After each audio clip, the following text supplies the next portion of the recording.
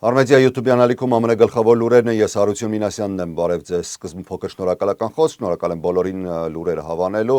ալիքին բաժանորդագրվելու եւ այն տարածելու համար։ Սկիզբը մի փոքր մարզական է, բայց սպորտային լուր ամեն դեպքում չեմ հաղորդելու, գլխավոր լուրը պատերազմն է։ Սպիտակ տանը նախագահ Դոնալդ Թրամփը ընդունել է MLS-ի չեմպիոն Ինտեր Մայամին, որի կազմում է աշխարհարչակ Լիոնել Մեսսին, նախագահը նրան առանձին է անդրադարձել, բայց չի էլ մոռացել հիշատակել Քրիշտիանո Ռոնալդոին։ Սակայն Թրամփը նախ անդրադարձել է Իրանի դեմ իրականացվող ռազմական գործողություններին։ Նախագահը հայտարարել է, որ Միացյալ Նահանգների եւ Իսրայելի համատեղ ռազմական գործողությունները Իրանի դեմ շարունակվում են եւ արդեն լուրջ վնաս են հասցրել Իրանի ռազմական հնարավորություններին։ Մենք ամեն ժամ ոչնչացնում ենք Իրանի հրթիռային եւ անօդաչու թռչող սարքերի հնարավորությունները։ Երբ նրանք հրթիռ են արձակում, 4 րոպե անց արձակման կայանը արդեն ոչնչացված է, հայտարարել է Թրամփը։ Նախագահը նաեւ նշել է, որ Իրանի հակաօդային պաշտպանության համակարգերը եւ ռազմական նավատորմը ծանր հարվածներ են ստացել։ Նրա խոսքով վերջին 3 օրում ոչնչացվել է Իրանի նավատորմի 24 նավ, իսկ հակաօդային պաշտպանության համակարգերը եւ ռազմական ավիացիան գործնականում չեզոքացվել են։ Թրամփը նաև նշել է, որ Իրանը այժմ փորձում է բանակցություններ սկսել։ Նրանք զանգարում եւ հարցնում են, ինչպես կարող են համաձայնության գալ, բայց ես նրանց ասել եմ, մի քիչ ուշացել եք, նշել է նախագահը։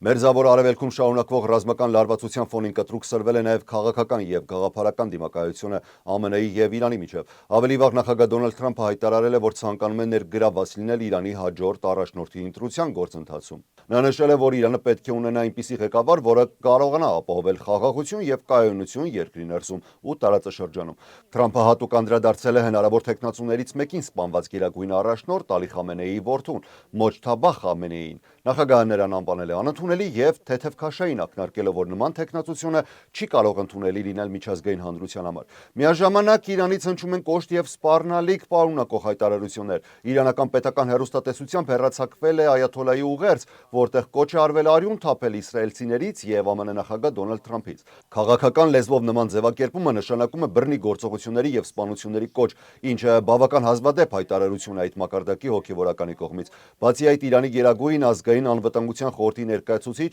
Ալի Լալիջանին զգուշացրել է, որ եթե Միացյալ Նահանգները փորձի իրականացնել ցամաքային ներխուժում Իրանի տարածք, Թեհրանը պատրաստ է դիմել կոշտ ռազմական պատասխանների։ Նրա խոսքով նման սցենարի դեպքում հազարավոր ամերիկացիներ կարող են սպանվել կամ գերեվարվել։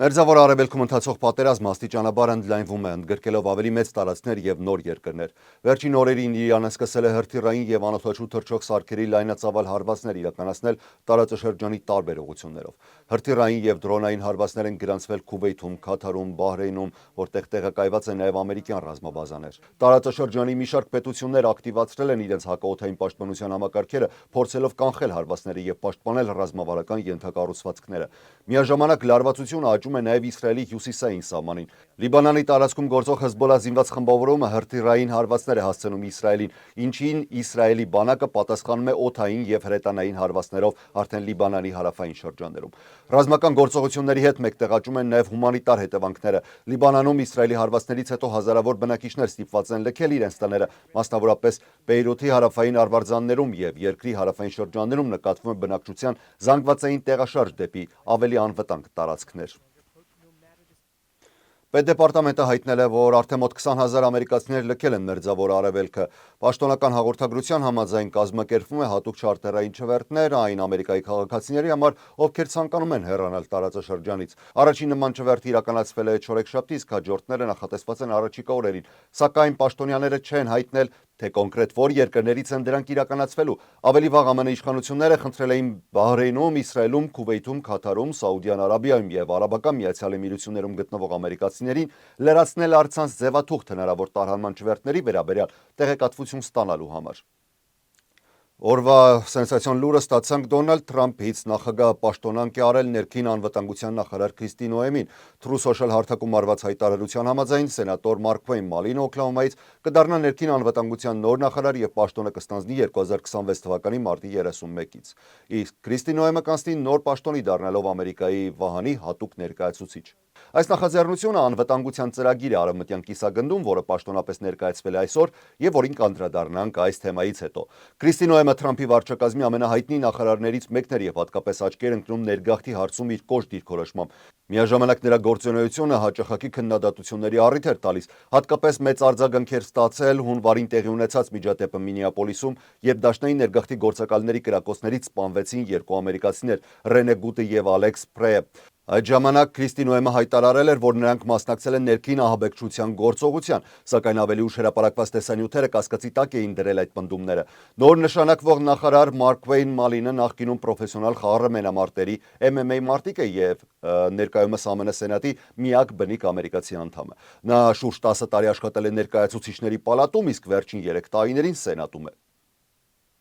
Ներկայացուցիչների պալատի դեմոկրատների առաջնորդ Հաքիմ Ջեֆրիսը անդրադառնալով ներքին անվտանգության նախարար Քրիստի Նոեմի պաշտոնակությանը հայտարարել է, որ դեմոկրատները վաղուց էին պահանջում նրա հեռացումը։ Ջեֆրիսի խոսքով Նոեմի հեռանալը միայն առաջին քայլն է եւ անհրաժեշտ են նաեւ քաղաքականության փոփոխություններ ներգաղթի ոլորտում։ Դեմոկրատների առաջարկների թվում են ներգաղթի ծառայությունների գործողությունների նկատմամբ ավելի խիստ վերահսկողություն, ռասայական խտրականության արգելք, դպրոցներում, հիվանդանոցներում եւ կրոնական հաստատություններում ներգաղթի գործողությունների արգելում, ինչպես նաեւ ուժի կիրառման սահմանափակում եւ գործակալների ավելի խիստ վերահսկում։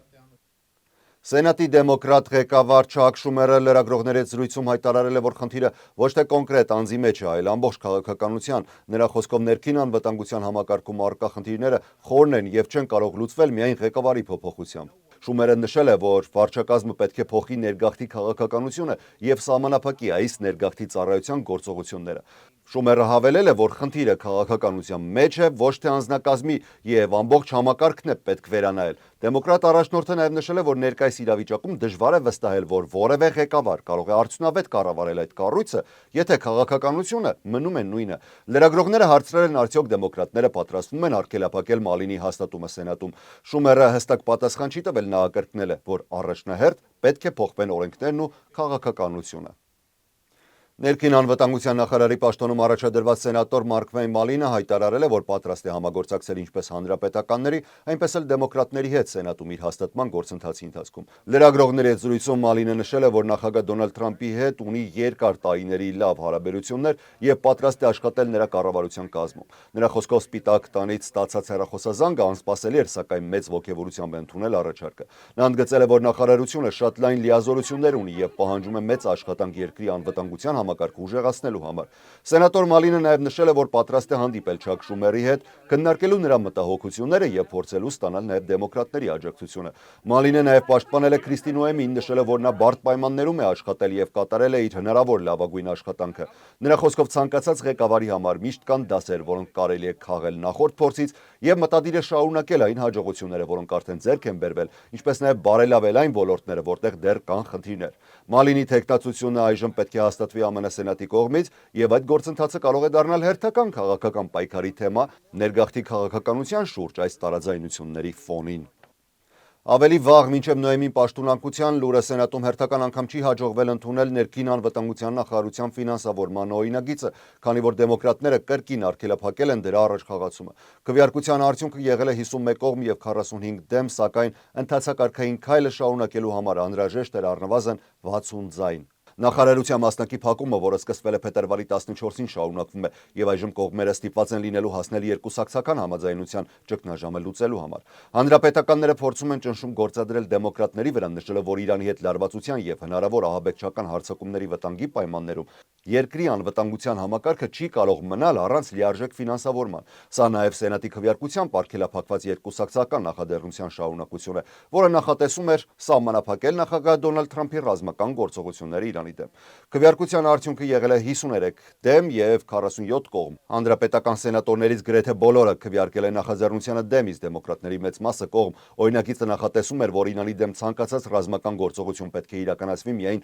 կոնգրեսի հաստատումից հետո։ Նախաձեռնության կողմնակիցները հայտարարում են, որ այդ քայլը ընդհանրապես նպատակ ունի վերականգնել կոնգրեսի սահմանադրական լիազորությունը պատերազմ հայտարարելու հարցում։ Քվեարկության արդյունքն անակնկալ չէր, հանրապետականները ներկայումս նեղ մեծամասնություն ունեն կոնգրեսի երկու պալատներում եւ նախկինում նույնպես արգելափակել են Թրամփի ռազմական լիազորությունները սահմանափակելու փորձերը։ Այնուամենայնիվ, նախաձեռնության կողմնակիցները հայտարարում են, որ չեն էլ պատրաստվում հրաժարվել իրենց պայքարից։ Նրանք զգուշացնում են, որ Իրանի հետ երկարատև հակամարտությունը կարող է Միացյալ Նահանգներին ներքաշել հերթական վերջ պատերազմի մեջ, ինչպես Իրաքում եւ Աֆղանստանում տեղի ունեցած երկարատև ռազմական արշավները։ Նույնիսկ եթե կոնգրեսի երկու պալատներն էլ ընդունեն այն, օրենքը ուժի մեջ մտնելու համար անհրաժեշտ կլինի Դոնալդ Թրամփի ստորագրությունը, իսկ նախագահը ամենայն հավանականությամբ վետո կդնի եւ հետո կպահանջվի արդեն 2/3 ձայների աջակցություն, որպեսզի հաղթահարվի արդեն նախագահի հավանական վետոն։ Եվ նորաստեղծ Ամերիկայի վահան նախաձեռնության մասին։ Պաշտպանության նախարար Փիթ Հեքսեթը եւ Սպիտակ տան ազգային անվտանգության հարցերով խորհրդական Ստիվեն Միլլերը ներկային եղել Ֆլորիդայի Դորալ քաղաքում անցկացված հակակարտելային առաջին համաժողովին, որը կազմակերպվել էր ԱՄՆ հարավային հրամանատարության կենտրոնակայանում։ Մասնակիցների թվում էին արևմտյան կիսագնդի մի շարք երկրների ռազմական եւ անվտանգության ղեկավարներ։ Ստիվեն Միլլերը հայտարարել է, որ նախագահ Դոնալդ Թրամփի ղեկավարությամբ ԱՄՆ քաղաքականությունը տարածաշրջանում արմատապես փոխվել է։ Նրա խոսքով Միացյալ Նահանգները այլևս չի հանդուրժի, որ արևմտյան կիսագնդում տարածքները վերահսկվեն հանցավոր կամ ահաբեկչական խմբավորումների կողմից։ Միլլերը նշել է, որ թմրանյութերի կարտելները պետք է դիտարկվեն նույն մակարդակով, ինչպիսին են Իսլամական պետությունը կամ Ալ-Քաիդան, ընդգծելով, որ այդ կառույցների դեմ պայքարը հնարավոր է միայն ռազմական ուժի կիրառմամբ, ոչ թե բացառապես քրեական արդարադատության մեխանիզմներով։ Միլլերը նաև ընդգծել է, որ մարդկանց մաքսանենգությունը եւ անօրինական ներգաղթի կազմակերպումը նույնպես պետք է դիտարկվեն որպես ահաբեկչության ձև, քանի որ այդ գործողություններից ստացված գումարները ֆինանսավորվում են բռնություններ, սպանություններ ու տարածաշրջանային անկայունություն կազմակերպելու համար։ Պաշտպանության նախարար Հեքսեթը հայտարարել է, որ համաժողովը նպատակ ունի ամրապնդել համագործակցությունը արևմտյան կիսագնդի երկրների միջև կարտելների դեմ պայքարը համակարգված դարձնելու համար։ Հեքսեթը նաև ընդգծել է, որ Միացյալ Նահանգները պատրաստ է անհրաժեշտության դեպքում միայնակ գործողություններ իրականացնել տարածաշրջանային սպառնալիքների դեմ, սակայն նախընտրում է դա անել գործընկեր երկրների հետ։